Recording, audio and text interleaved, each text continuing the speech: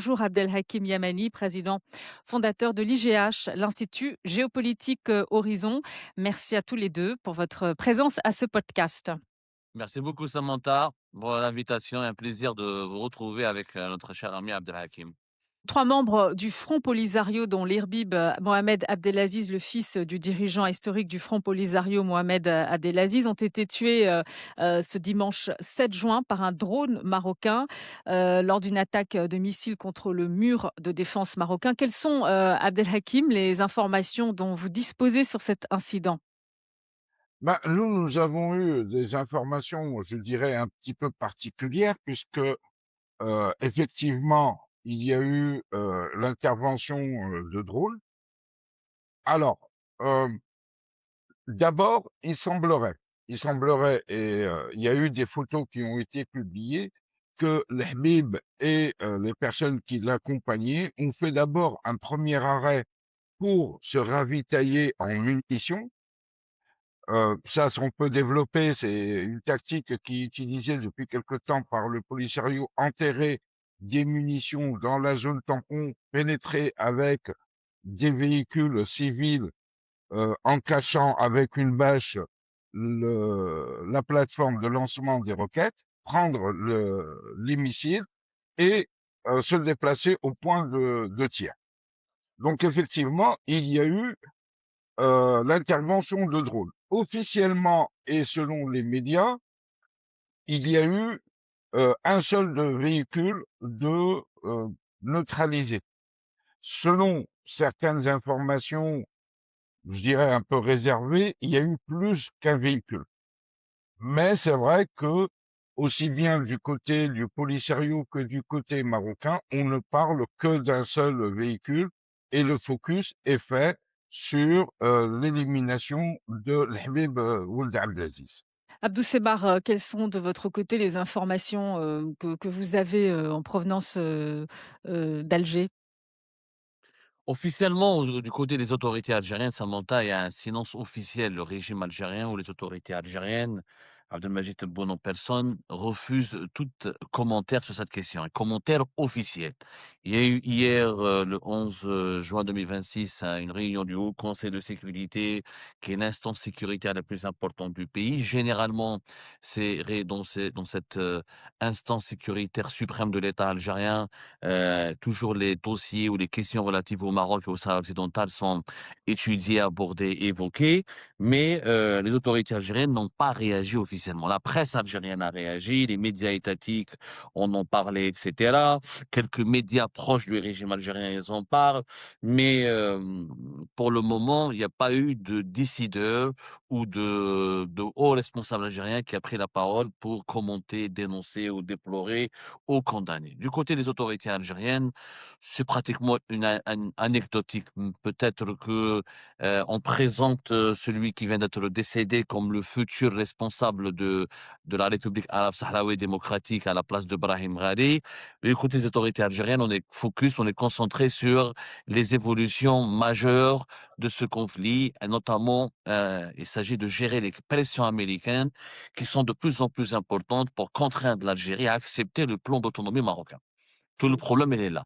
Depuis 2020, il y a des accrochages. Il y a eu, par exemple, avant l'affaire du drone, on n'a peut-être pas parlé, l'attaque à la roquette sur Smara, le 5 mai 2026, qui a été très mal perçue aussi par le Maroc et ses alliés et d'autres acteurs et membres de la communauté internationale. Les États-Unis, l'ONU et la France avaient d'ailleurs condamné cette action. Donc, il y a des escarmouches.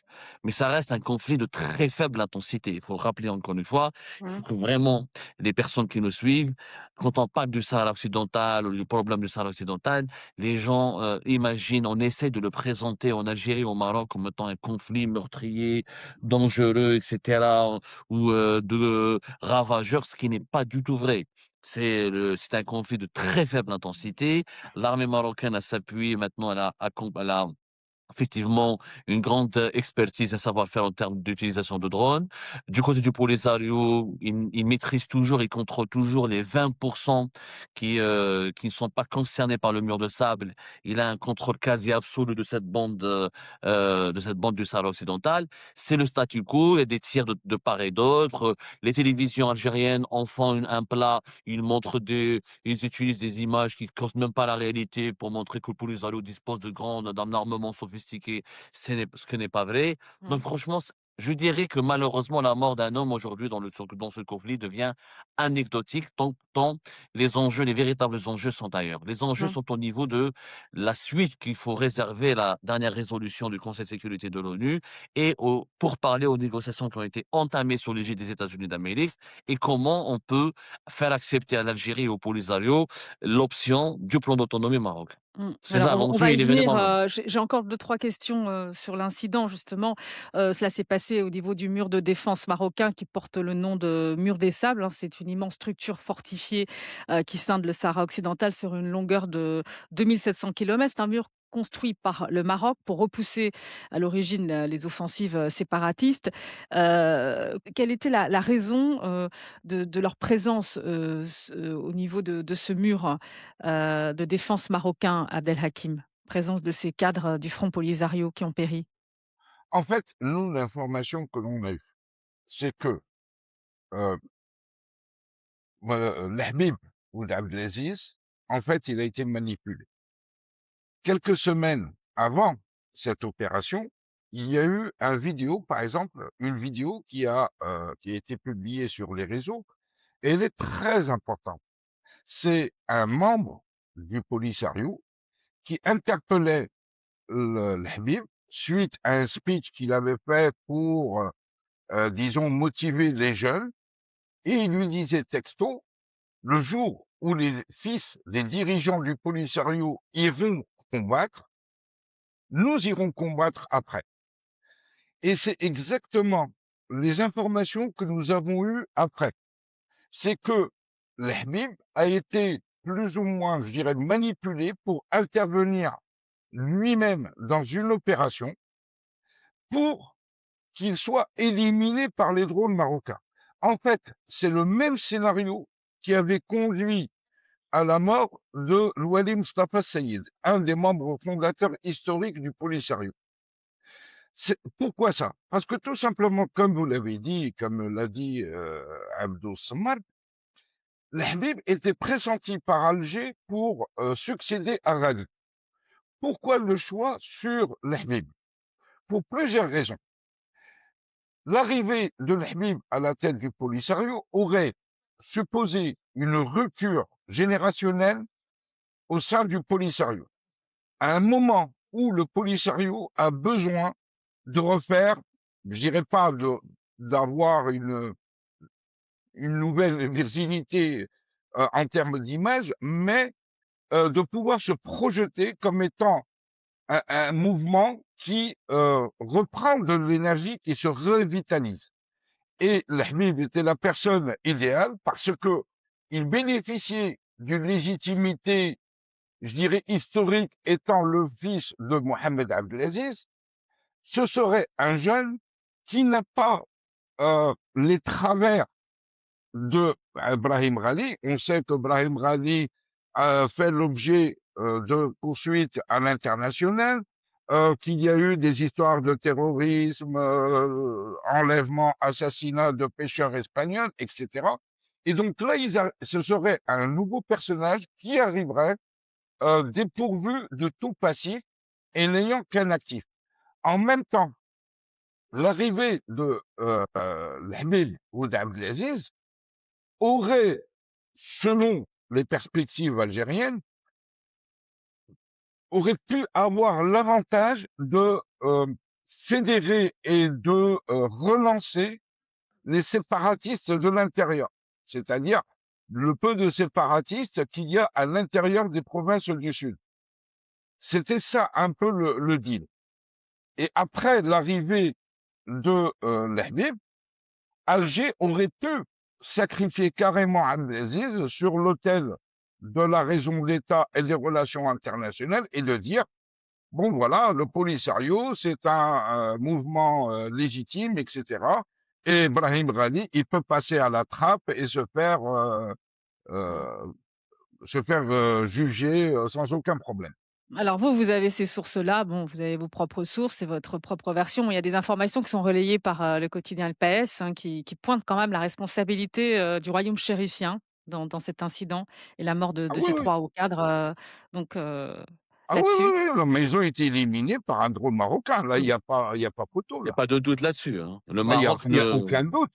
cache pas. Oui, oui, Il non, y a mais aucun ça fait doute. pas de doute, mais puisque vous dites que vous l'un des principaux, cadres, du Front Polisario qui a péri dans cette, qui a été tué par, les drones justement, aurait, été victime d'un piège, c'est ce que vous dites? Ben, c'est Un piège exactement la tendu par même le chose Maroc. qui non, un piège tendu par Brahim Ghali. C'est Mmh, exactement le même scénario qui, en 76, avait conduit à l'élimination de Ouali Mustafa Seyid.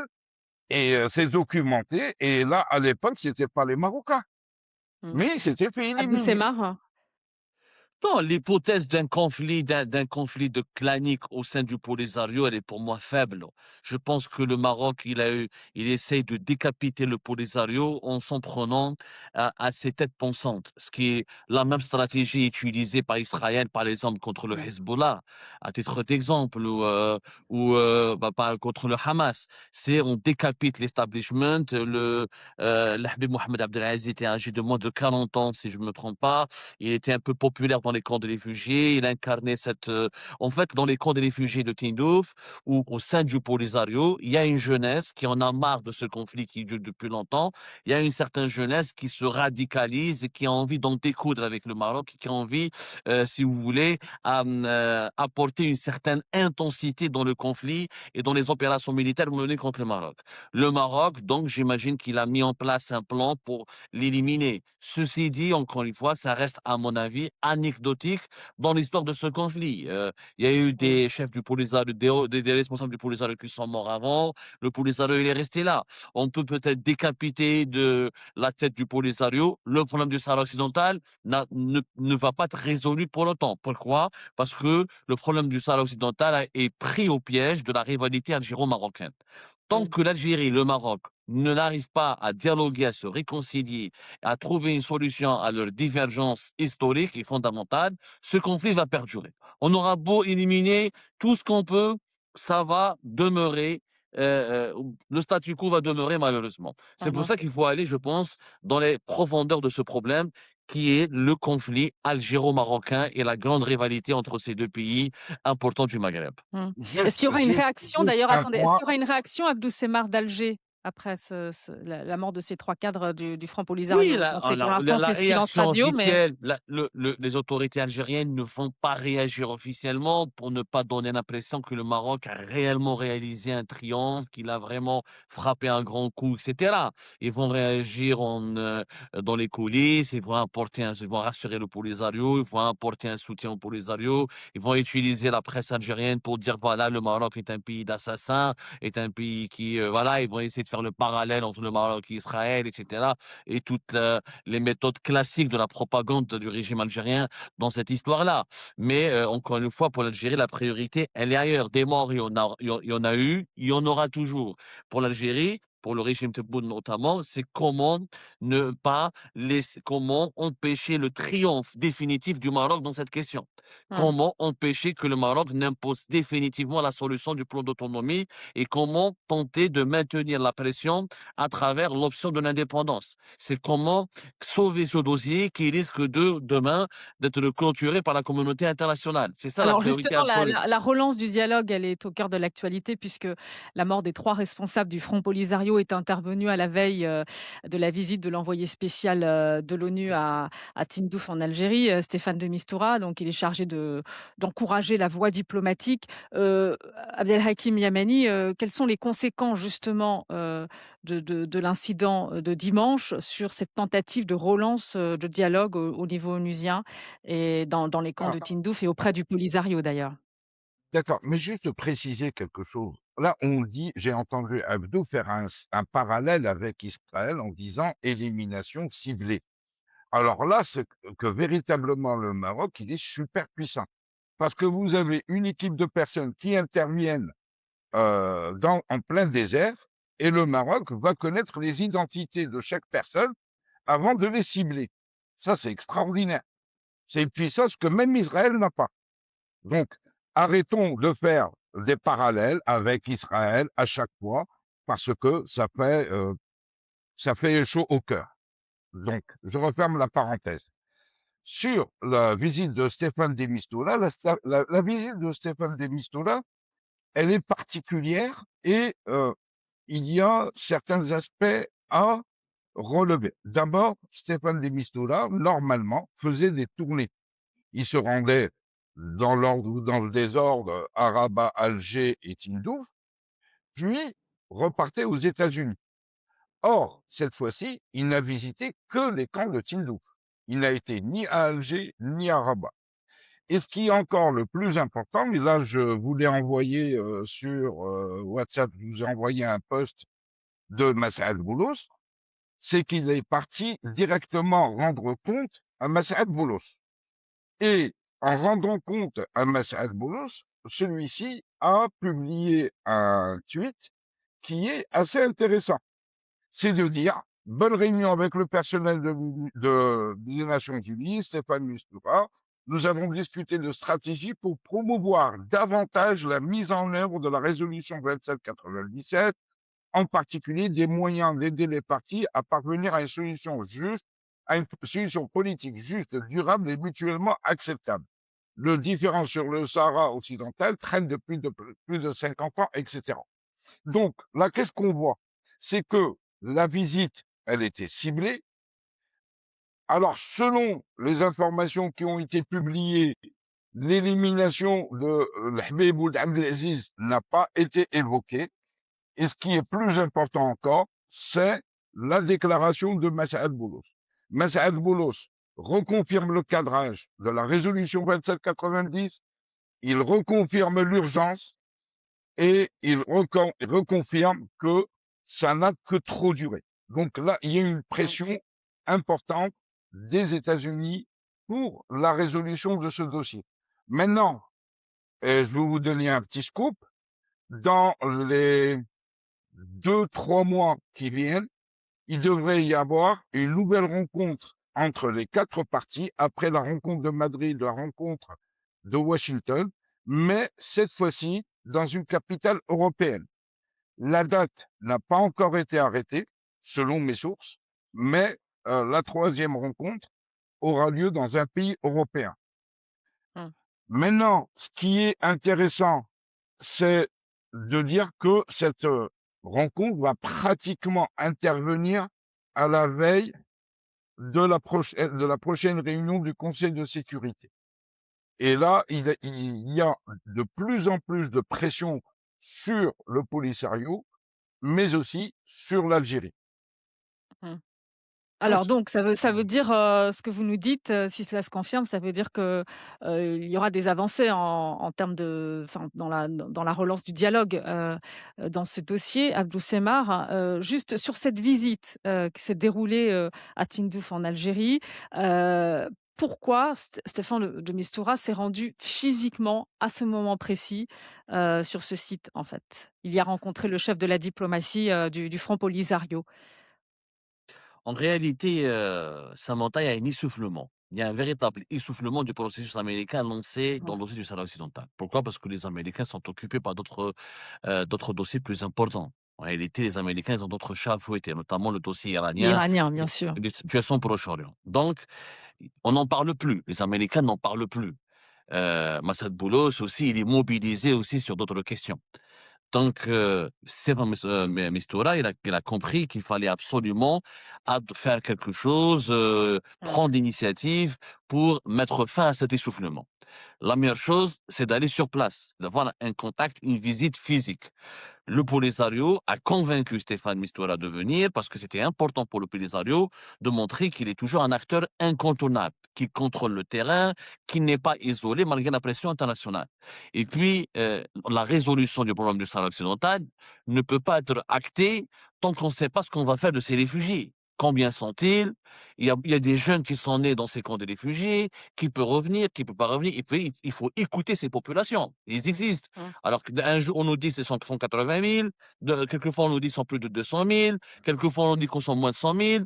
Donc voilà, la résolution de ce conflit doit aussi prendre en considération la réalité de cette population qu'il Mmh. faut écouter. Donc Stéphane Mistura est obligé d'aller voir le Polisario. Le Polisario, je pense qu'il a réussi un bon coup parce qu'il prouve encore une fois qu'il n'est pas relégué aux oubliettes, qu'il n'est pas totalement hors course, Mmh. qu'il n'est pas totalement hors circuit. Alors Et le juste sur les Polisario, revendications justement du Front Polisario, quelles sont-elles, le Abdeslamar? Polisario, en réalité, Polisario, il essaye de limiter les dégâts. Il voit bien que le lobby marocain, au niveau de la communauté internationale, a arraché des véritables acquis. Le Polisario, maintenant, s'est repositionné, c'est de proposer un référendum à la population et de choisir entre Très bien. l'attachement au Maroc ou l'option de l'indépendance.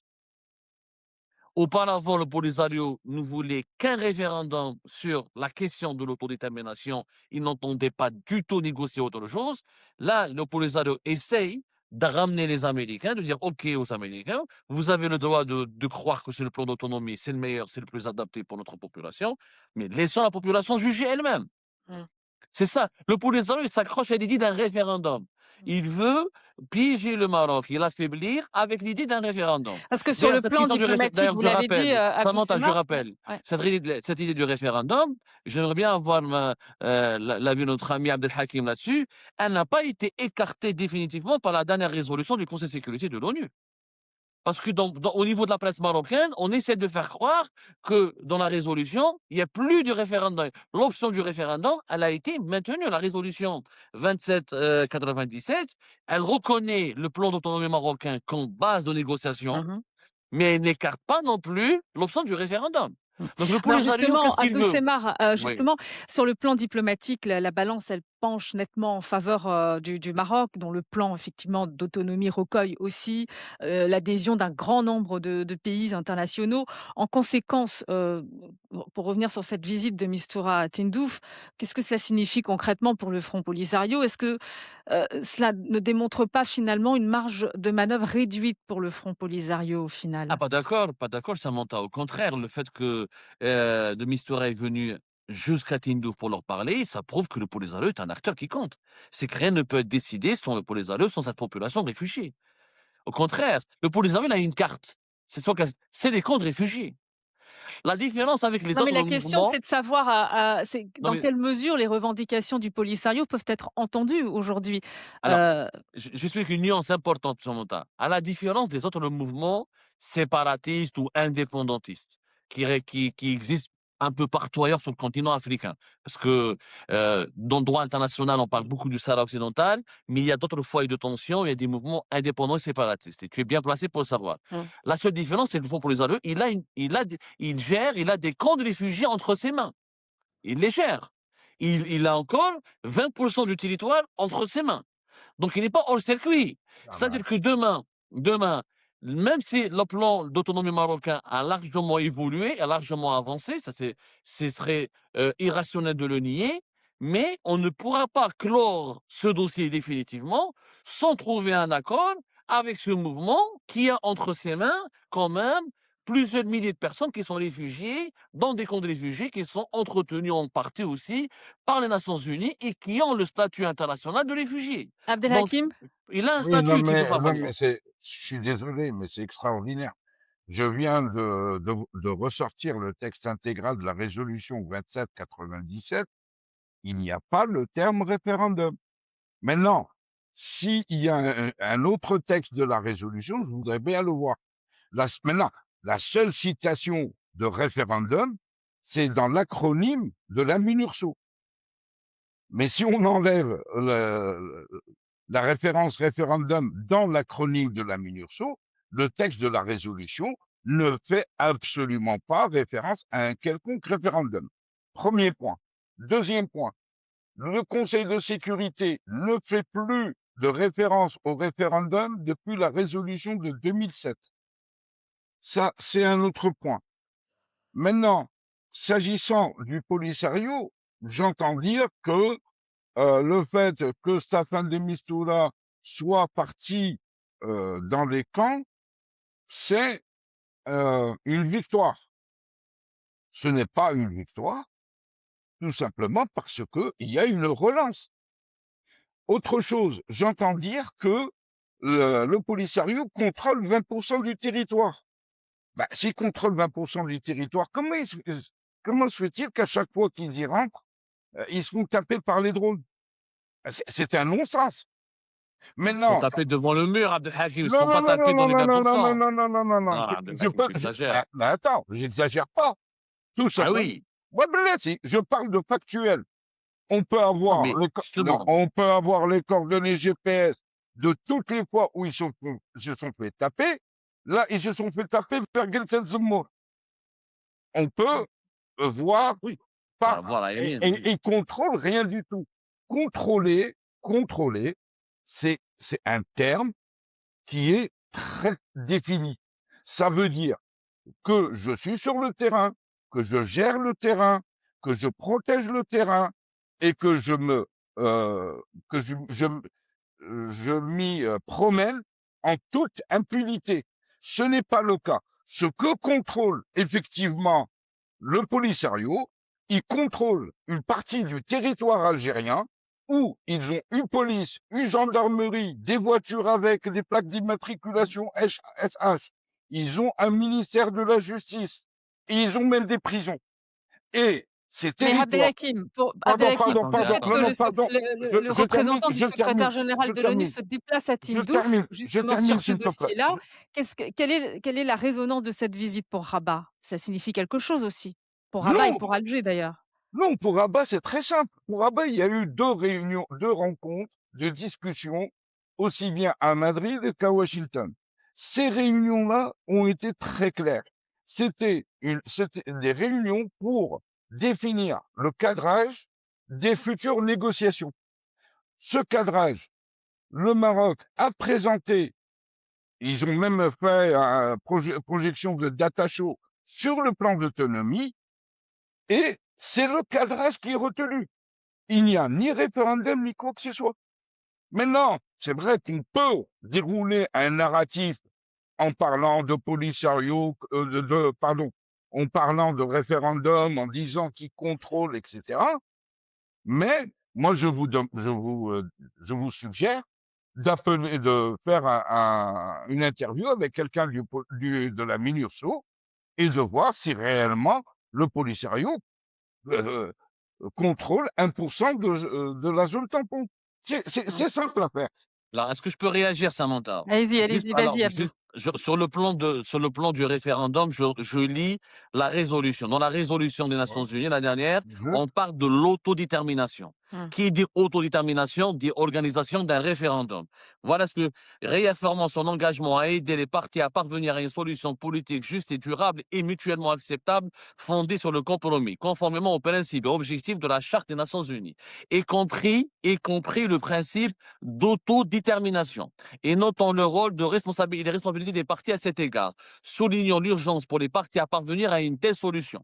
Donc, quand on parle quand le principe d'autodétermination n'a pas été éliminé dans la résolution des Nations Unies du 31 octobre 2025 reconnaît effectivement, encore une fois, le plan d'autonomie marocain comme une base de négociation, mais le principe d'autodétermination n'a pas été éliminé. Le Polisario, sa tactique, elle est très claire. OK, vous nous demandez, vous reconnaissez la fiabilité, la validité du plan d'autonomie marocain. Alors nous, on veut un référendum pour que la population le dise. Si la population elle est d'accord pour l'autonomie, on sera d'accord. Premier point, c'est important de le noter. Mmh. La Minurso n'a pas été changée. Dans l'appellation Minurso, ça veut dire ce que ça veut dire. Et ça n'a pas été changé. C'est important. Il y a eu des victoires du côté marocain, mais pour le moment, le Maroc n'a pas réussi à effacer le principe de l'autodétermination et n'a pas effacé le rôle premier de la MINURSO. Concernant les frappes du Maroc, Abdelhakim, il faudrait être très précis. Il y a eu des frappes, je suis désolé de faire le parallèle avec Israël, c'est pas pour, Non, porter non, non, non, préjudice, non, non. non, non, non, non, non, non. Attendez, Non, on va non, faire non, non, les États-Unis non, parce que d'Amérique. si On va on faire Attends, commence attends, à attends, les États sur Abdelaziz, les Israël, Abdou États-Unis, non, non, terminer et non, puis non, non, on mais c'est non, pas, les États-Unis d'Amérique, ils ont ok, frappé, les États-Unis d'Amérique, ils ont frappé des leaders de Daesh dans le territoire irakien ou dans le territoire syrien. Ça ne veut pas dire que Daesh, au moment de la mort de leur leader, ne contrôlait pas cette portion du territoire. Le Polisario contrôle une portion du territoire malgré la réussite des frappes de drones marocains. Voilà ce que je voulais dire. Mais effectivement, la zone qui est située au-delà du mur de sable, elle est sous l'autorité du Polisario. D'ailleurs, la question qui se pose, qu'est-ce qu'elle va devenir cette zone? Est-ce qu'elle va être réintégrée au Maroc? Est-ce que l'Algérie doit la récupérer? Est-ce que ce sera une zone, un no man's land? On ne sait pas ce que ça va devenir. Donc il y a beaucoup de questions techniques qui sont très compliquées dans ce conflit, qu'il faut absolument élucider. Je rappelle juste encore une fois, pour être factuel, parce que c'est important de l'être, Samantha, il y a Mmh. eu des avancées importantes du côté marocain, où le Maroc, à travers la dernière résolution, effectivement, a généralisé les discussions et les échanges sur son plan d'autonomie, qui a été d'ailleurs revu, qui a été d'ailleurs enrichi, parce qu'au départ, on ne le connaissait pas très bien, on n'avait pas les tenants, les aboutissants, mais aujourd'hui, le Polisario n'a pas perdu la face à 100%. C'est faux de dire que le Polisario, on peut pas régler ce problème en disant, allez, c'est bon, l'ONU reconnaît le Maroc comme, comme le Sahara occidental, comme marocain, et les réfugiés, on en fait Mais quoi? bon, Abdou, sur la question du référendum, c'est vrai que c'est une issue, assez improbable, dans le cas présent. Ah, j'ai pas dit que ah non, mais ça montre je non, ne mais, dis pas que ce sera une issue réaliste. Je dis ce qu'il y a sur la réalité. Je dis ce que le Polisario essaye de faire. Ça veut pas dire que je suis pas Madame Soleil, hein. J'ai pas non, dit qu'il y aura un mais jour un référendum. il y a un point qu'il faut élucider une bonne fois pour toutes. Le principe onusien de l'autodétermination, c'est un principe qui a été instauré par la résolution 1514 de 1960. C'est une résolution qui a été introduite par l'URSS à l'époque. L'autodétermination n'implique pas de référendum. Elle implique référendum, autonomie, intégration, etc. Maintenant, le plan d'autonomie, il s'intègre dans ce principe d'autodétermination. Maintenant, si parce que le plan d'autonomie s'intègre dans le principe d'autodétermination et on veut absolument dérouler un narratif pour dire, ah, puisque c'est autodétermination, donc c'est référendum, à, à cette, donc pourquoi est-ce qu'il y a eu des réunions de cadrage? Ah, il faut réfléchir un petit peu. Mmh. Si aujourd'hui on parle de réunion de cadrage, si les déclarations de Mas'ad Boulos, de Mike Waltz, de Staffan de Mistura, etc., parlent tous de cadre de plan d'autonomie, maintenant, dire qu'il Non, s'agit mais de référendum, c'est un délire. la question, concernant justement l'autodétermination et le plan d'autonomie, c'est je pense que la position onusienne aujourd'hui, c'est de se poser la question de savoir comment justement, l'autodétermination, peut s'inscrire dans le cadre du plan d'autonomie. C'est ça la Mais réalité et c'est est-ce que vrai que le non mais terme moi je peux référendum, Samantha, n'est est-ce que je peux poser absolument une question à pas, Mais Abdelhakim? mentionné c'est, en tout cas Abdelhakim. en termes Non mais je pose une question, je te laisse la parole, une question directe. je vous lis la Non, mais une question résolution. directe, Abdelhakim, et je te laisse. Comment on peut mettre en place le plan d'autonomie mmh s'il n'y a pas une consultation de la population? mh, Et qu'est-ce qu'on fait des 100 000 et quelques qui sont à Tindouf? On en fait mmh. quoi?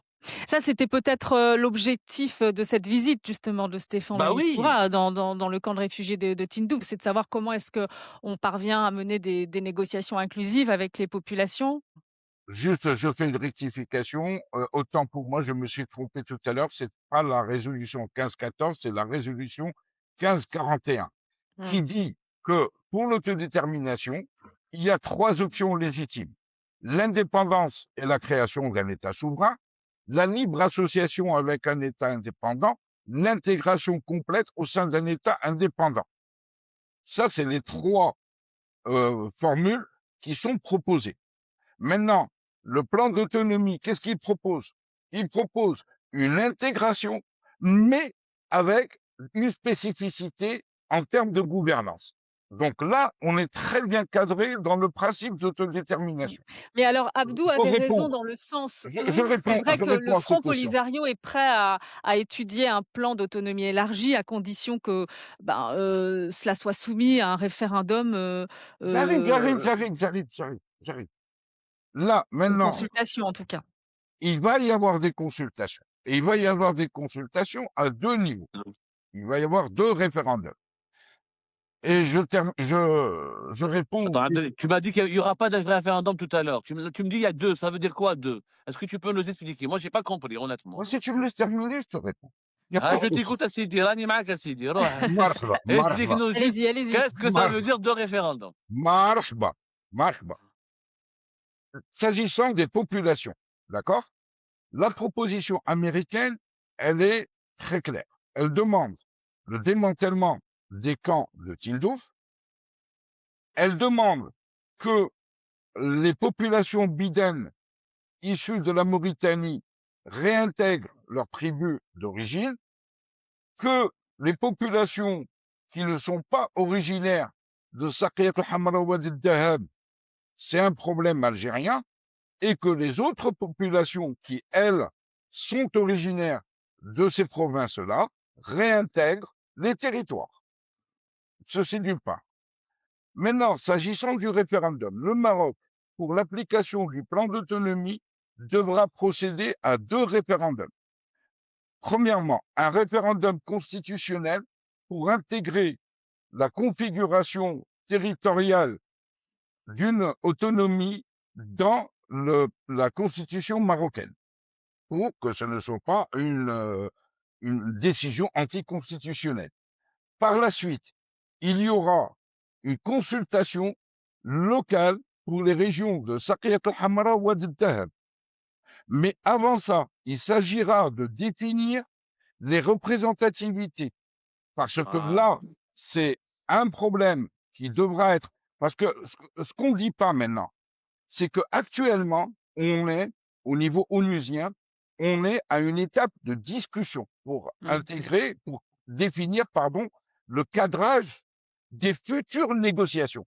Mmh. En fait, aujourd'hui, nous ne sommes pas dans des négociations Mais sur justement, le quel est plan le d'autonomie. point, puisqu'il y a eu des discussions au niveau, de Washington, hein, c'était Washington et Madrid.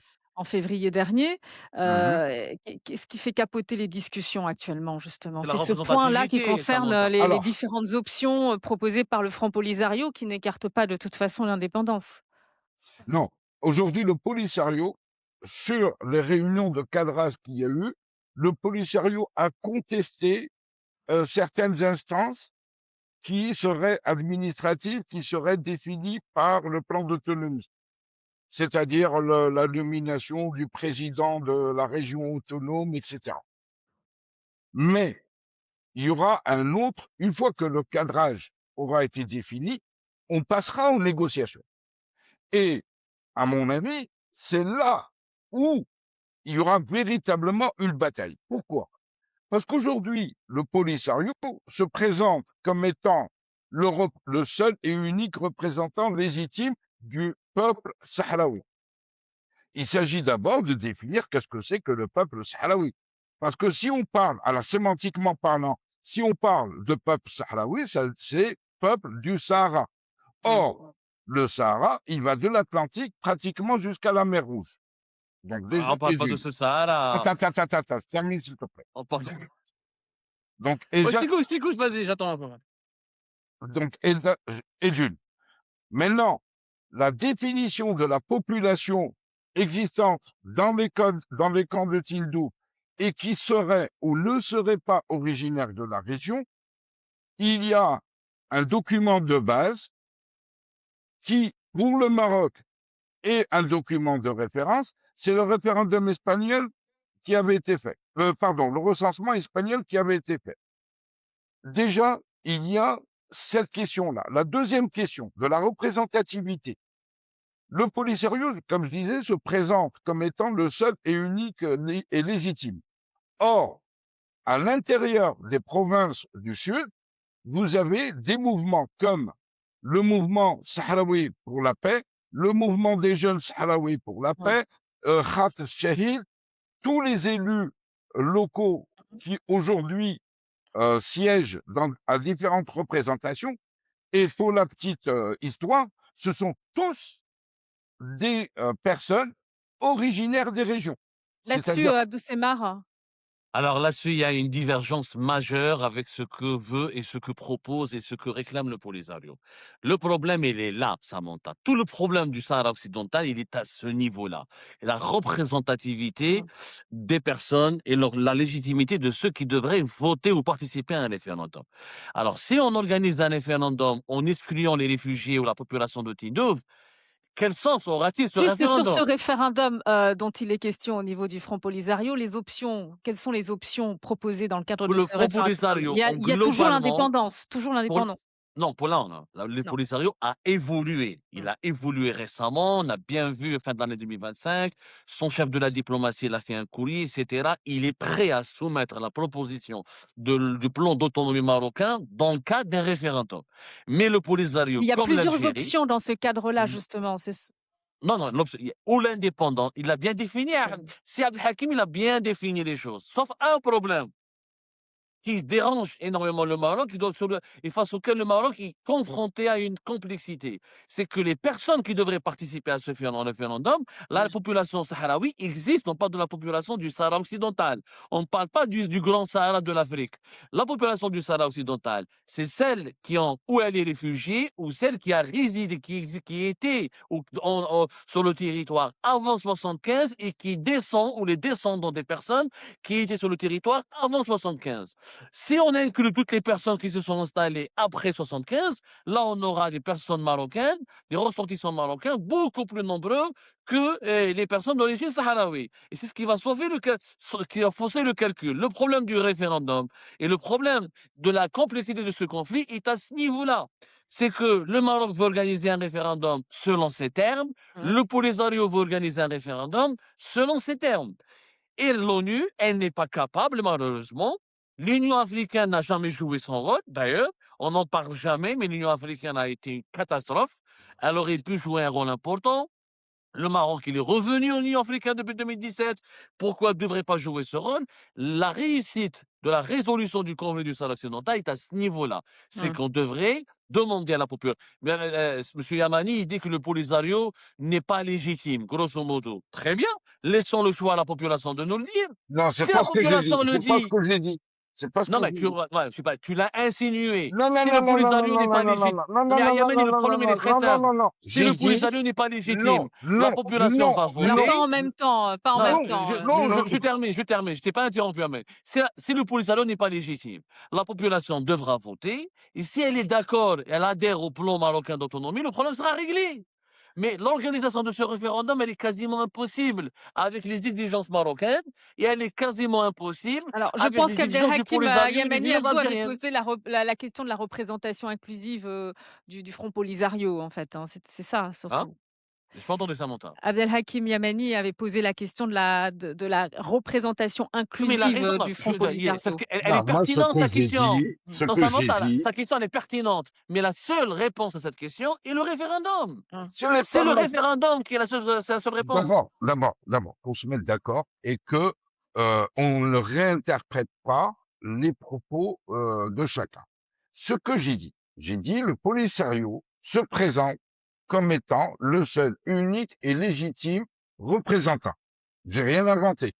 Oui, absolument, c'est vrai. Ce que je dis aussi, c'est qu'il y a des mouvements actuels, et j'ai donné le nom, le mouvement Sahraoui pour la paix, le mouvement des jeunes Sahraouis, Khat el-Shahid, et les élus actuels qui, eux, disent, mais nous aussi, nous représentons la population locale.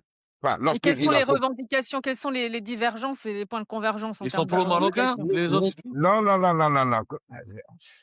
Alors, Bah, aussi bien, non, mais il faut connaître le dossier. Aussi bien mouvement sahraoui pour la paix que mouvement des jeunes sahraouis pour la paix que Khat el-Shahid, ce sont d'anciens du Polisario. C'est des gens qui étaient en opposition du Polisario à l'intérieur des camps, qui ont été emprisonnés, torturés, et pour certains qui ont été relâchés, pour d'autres qui se sont enfuis. Et ils n'ont pas pu mener une opposition à l'intérieur des camps. Et ils ont rejoint le Maroc. Pour dire Alors j'ai une aussi, dernière question parce qu'on va on va on va finir juste un par point, conclure, mais juste un on point, aura l'occasion d'évoquer ce juste dossier un à point, nouveau. juste un point. Aujourd'hui, à l'intérieur des provinces de Saqiq al-Hamra et Oued el-Dahab, vous avez des gens qui se proclament ouvertement séparatistes. Comme vous avez par exemple Aminatou Haïdar, qui, tout au long de l'année, sort du royaume du Maroc avec un passeport marocain pour aller à l'étranger, animer des conférences pro-Polisario, faire du lobbying pro-Polisario, et qui après retourne à Lyon sans aucun problème. Maintenant, et ça, c'est une question qui se pose. Donc ces Mmh. gens-là, ils vous disent, et vous avez Mahmoud Salem, etc., vous avez pas mal de gens qui vous disent, mais attendez, le Polisario n'a pas l'exclusivité de nous représenter. Mmh. D'où Alors j'ai une d'où dernière question. l'importance C'est Ouais, ouais, factuel. d'où Abdou, il l'importance faut du conclure. référendum Mmh. pour séparer, pour distinguer tout le monde et pour répartir les rôles pour tout le monde et pour connaître enfin ce que la population veut réellement. Mmh. Donc la résolution finale, c'est ce référendum qui doit inclure la population réfugiée et la population qui est née, qui a grandi, qui est descendante des, autochtones du Sahara occidental. Alors la problématique, Abdou, par rapport à cela, c'est le positionnement de l'ONU aujourd'hui. Et j'en reviens encore à cette visite de Stéphane de Mistura. Finalement, est-ce que l'ONU va pousser dans ce sens, Non, à alors l'ONU vers une consultation des populations? L'ONU, elle ne peut pas ignorer ce principe Mmh. d'autodétermination, qui a été bien expliqué tout à l'heure. Il y a 3 formes, 3 déclinaisons. Ces 3 déclinaisons, c'est aux populations locales et aux populations concernées de les choisir. De les choisir sous forme de consultation. Pas dans des négociations, dans un siège d'une Mmh. ambassade d'un pays européen lointain ou dans un bureau, etc., qui soit blanc ou noir. Ça, l'ONU ne peut pas passer outre. L'ONU, ce qu'elle peut faire, si le Polisario, par contre, renonce à ce principe, il se dit: «OK, moi je suis d'accord finalement, le plan de tournoi marocain et cetera». Là, ça passera. Mais pour que le Polisario renonce à ce principe, il faut que l'Algérie derrière renonce aussi à ce principe. Mmh. C'est ça le problème. Il faut comprendre que l'ONU n'a pas intérêt en réalité, il y a déjà trop de pays en Afrique. Sur le plan purement géopolitique, on sait tous que la création d'un État au Sahara occidental n'est pas une bonne idée dans le contexte actuel. On sait tous que des pays anciens et vieux comme le Mali, le Niger ou le Burkina Faso, le Soudan, etc., n'ont pas pu survivre, n'ont pas dépassé des crises sécuritaires et politiques importantes. Mais il n'en demeure pas moins qu'il faut régler ce problème dans les règles, dans les règles qui sont adaptées. Il y a Mmh. deux choix. Ou on continue ce processus multilatéral, qui va prendre beaucoup de temps parce que chacun a des intérêts différents, etc. Ou moi, je propose une autre voie, qui est le processus bilatéral entre l'Algérie et le Sahara occidental. C'est quoi? C'est un problème entre l'Algérie et le Maroc. Il faut pas nier les dirigeants. Moi, je suis Mmh. un Algérien sincère. Les dirigeants algériens vous diront: «Ah non, c'est un problème du droit international. C'est C'est un vrai, pro». Abdelhakim, hein, on se dit que finalement, si Alger et Rabat se mettaient autour d'une table, peut-être que ça ferait avancer les choses sur ce Il dossier, parce fut, que là, c'est il très fut un compliqué quand temps, même. il fut un temps où euh, cette approche aurait pu être réaliste et réalisable. Or, aujourd'hui, avec un positionnement très agressif du pouvoir actuel algérien, le Maroc, je n'ai pas d'informations, c'est juste une déduction personnelle. Je pense que le Maroc refuserait toute discussion avec l'Algérie. L'Algérie, le pouvoir algérien, je fais la distinction Algérie-pouvoir algérien. Le pouvoir algérien est à dépasser toutes les limites de la bienséance politique. On peut avoir une rivalité, on peut s'insulter jusque dans certaines limites. Le fait que le pouvoir algérien, via certains relais, se soit attaqué à la personne même du roi, à sa famille, et distiller certaines, je dirais, affirmation. Il y a 2-3 jours, la télévision algérienne AL24 a diffusé un documentaire en disant Mamlakat al-Hashish, le royaume du hashish. Et j'en passe et des meilleurs. Et encore Mmh. là, c'est Alors, j'ai une on dernière ouvre tout question ça. parce qu'on va vraiment conclure Oui, Abdelhakim. il y a 50 minutes là. Peut-être que la balle est dans le camp de la diplomatie américaine maintenant, vous en parliez tout à l'heure, avec Massad Boulos. Est-ce que la diplomatie américaine a encore des leviers, nécessaires pour jouer les médiateurs et ou est-ce que sa position est trop biaisée?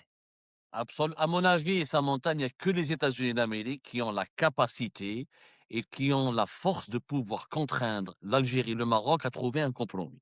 Sauf que la diplomatie américaine, sous l'ère Trump, elle a beaucoup de chats, d'autres chats à fouetter. Mmh. Qu'il y a d'autres foyers de tension. Il faut comprendre que le problème du Sahara algéro-marocain est un problème local, isolé, et le monde, malheureusement, la région et le monde, s'est complètement habitué à la rivalité, au conflit algéro-marocain, qui est un conflit idiot.